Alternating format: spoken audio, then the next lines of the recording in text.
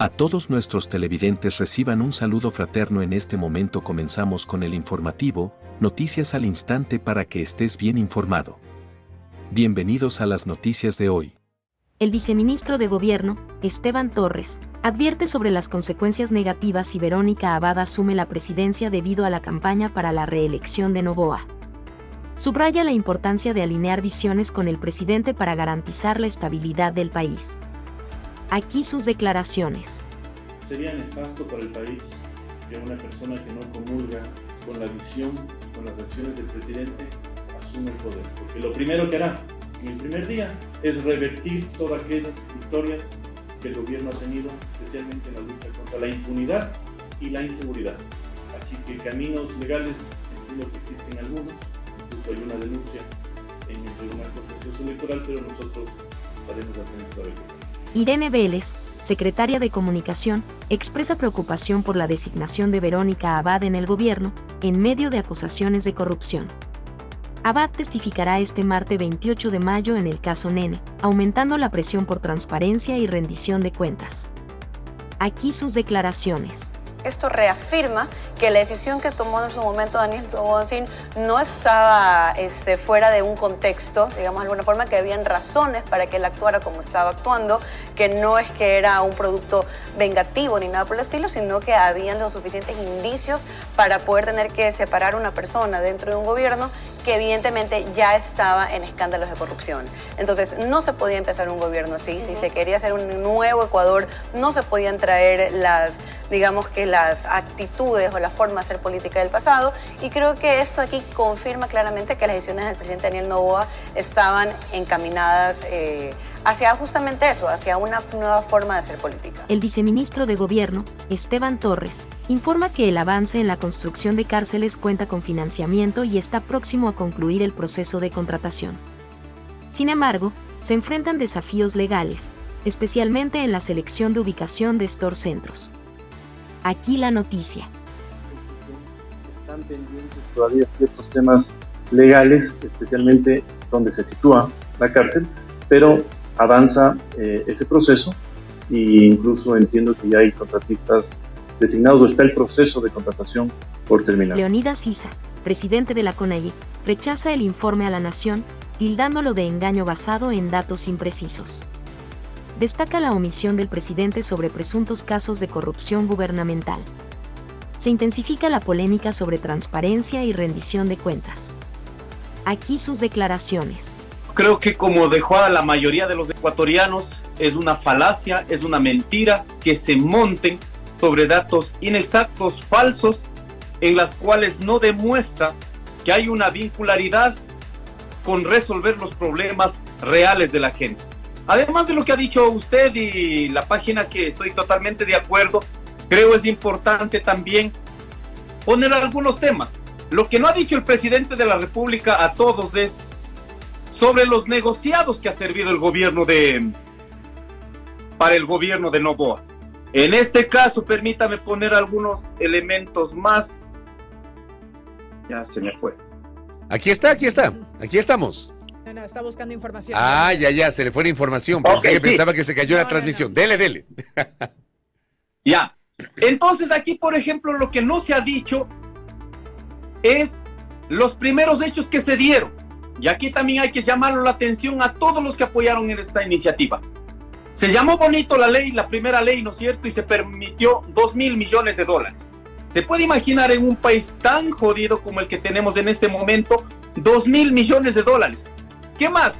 Lo que no se dijo es que para garantizar los negocios de su familia, militarizó territorios. Unos como, por ejemplo, el tema de Palo Quemado, las naves, las Pampas, las naves y otros territorios que siguen en curso.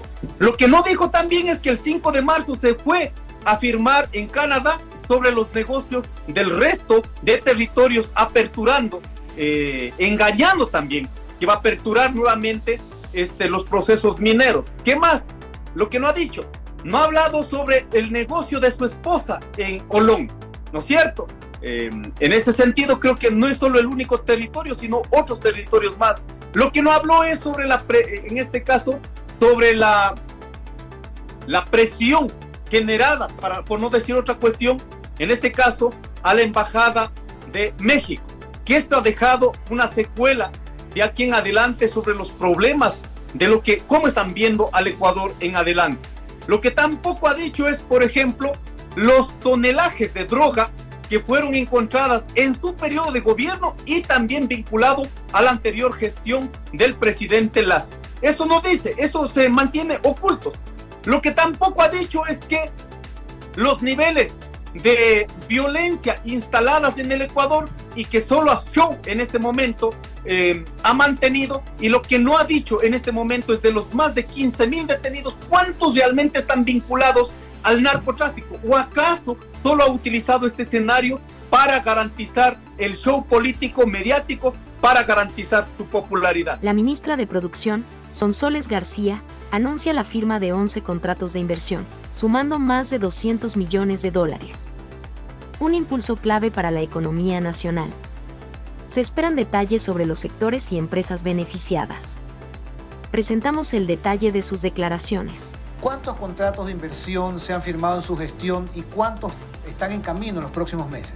Bueno, de los números que nosotros tenemos son 11 contratos de inversión que se han suscrito por más de $200 millones y tenemos bastantes en cola. Lo que pasa es que también tenemos que entender de que en este momento tenemos unos retrasados del 2023 que el Ministerio de Economía y Finanzas ya nos ha dado el dictamen y ya vamos a ir al CEPAI para poder hacer la aprobación.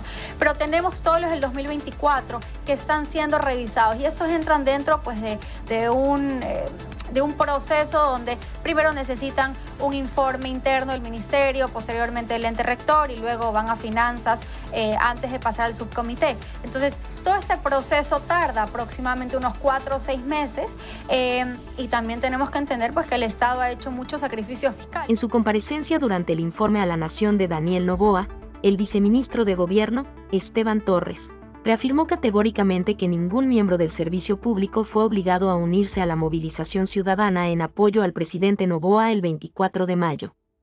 Aquí sus declaraciones. Muchísimos ciudadanos, bases propias que no son funcionarios públicos del partido del presidente, quisieron respaldar al presidente. Algunos funcionarios también quisieron asistir y lo hicieron en su derecho de libertad de expresión en un día no laborable y por eso digamos que fue absolutamente mayoritaria.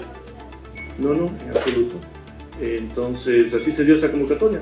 Como le digo, si hubiera sido un día laborable, uno podría siquiera dudar de que hubo como pasaba antes, algún tipo de obligación. En este caso era feriado nacional, era un día viernes, y por eso es que también hubo una convocatoria tan masiva que el gobierno, ¿qué es lo que hizo? Precauteló la seguridad y la integridad de las personas que iban a ir, para que no hayan desmanes ni destrucción a la propiedad privada. Leonidas Sisa, presidente de la CONAIE, elogia la apertura al diálogo de Luisa González por la unidad de izquierdas, pero cuestiona la coherencia ante la oposición posterior de Rafael Correa. Se profundiza el debate sobre la estabilidad política y la sinceridad en el diálogo interno. Aquí la noticia. Yo le pregunto, ¿usted cómo recibe esa declaración de Luisa González formulada hace casi una semana?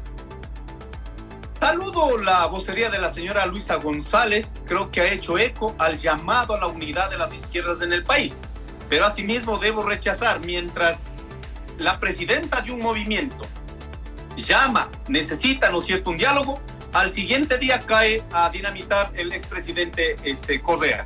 ¿Cómo se entiende aquello? Cuando nosotros los ciudadanos intentamos superar los de izquierda, de la verdadera izquierda, intentamos superar esta dicotomía de correísmo, anticorreísmo, y resulta que el interesado en mantener el correísmo, en este caso es el expresidente Correa, y por otro lado, los anticorreístas que están vinculados a la derecha. O sea, el problema es Correa, Leonidas. El problema es Correa, no Revolución Ciudadana, sino Correa.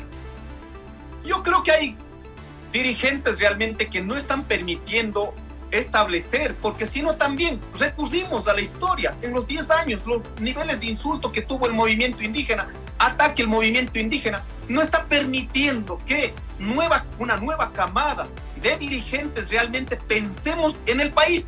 y no queden en el recuerdo, en el pasado, y además de eso solo atacándonos. La fiscal Diana Salazar informa que Freddy Carrión, es defensor del pueblo, fue liberado el 15 de mayo tras cumplir una condena de 3 años por abuso sexual.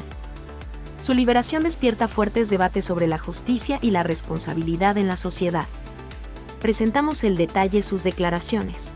Freddy Carrión fue sentenciado a 3 años por el delito de abuso sexual, después de haber pasado todas las etapas procesales y que la Fiscalía tuvo la posibilidad de presentar todos y cada uno de los elementos probatorios en su momento que permitieron llegar a esa conclusión al tribunal.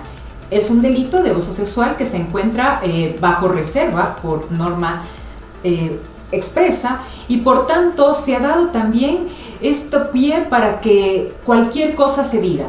Que la fiscal, por ejemplo, contrató a la víctima, que la fiscal ha implantado pruebas, esa ya es un discurso recurrente en estos claros casos cuando no tienen justificación, que la fiscal está persiguiendo y que es víctima del sistema. No, aquí hay una sola víctima y la víctima es una mujer que fue escuchada por las autoridades, en este caso por la Fiscalía y por la Corte Nacional de Justicia, y por eso existe una sentencia. El asambleísta Franklin Samaniego critica el informe a la Nación, sugiriendo que el presidente está desconectado de la realidad del país, comparándolo con el país de Danielito.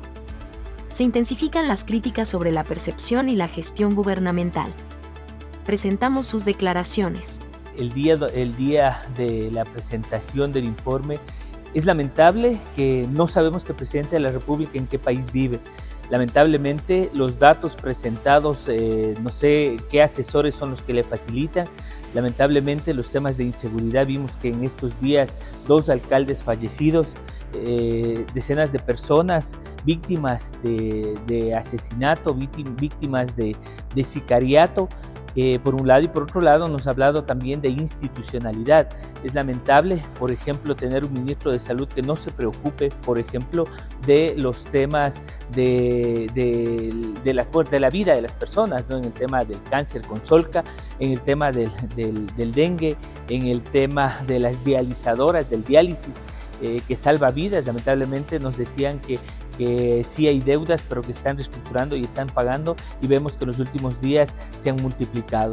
Como digo, el país del presidente, yo diría el país de Danielito, que no sé qué país es lamentable porque el país y la gente siente otra realidad. El viceministro de Gobierno Esteban Torres defendió la autenticidad de los datos del informe a la Nación, destacando que están respaldados oficialmente y son accesibles en las páginas web de los ministerios en respuesta a las críticas sobre su exactitud. Presentamos el detalle de sus declaraciones.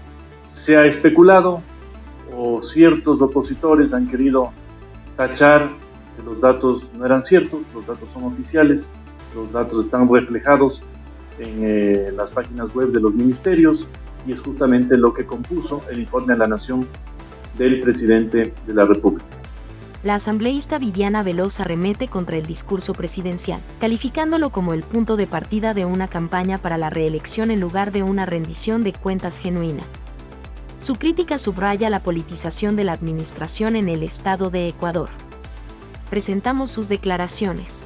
No fue una rendición de cuentas, fue un claro inicio de su campaña hacia la reelección, porque resulta que el presidente Noboa, desde que se posesionó, no ha pensado como gobernante. En este discurso también es necesario hacer énfasis que se pretendió torcer la realidad e incluso afirmar que los hechos del 9 de enero del 2024 fue un intento de derrocamiento. Nada más alejado de la realidad, y tanto es así que ni el mismo gobierno ha presentado una denuncia en este sentido ante la Fiscalía General del Estado para que este intento de derrocamiento, como él tantas veces lo ha dicho, pueda ser investigado. Y lamentablemente lo que queda cierto es que el gobierno pretende sacar ventaja de este trágico día con el país para victimizarse.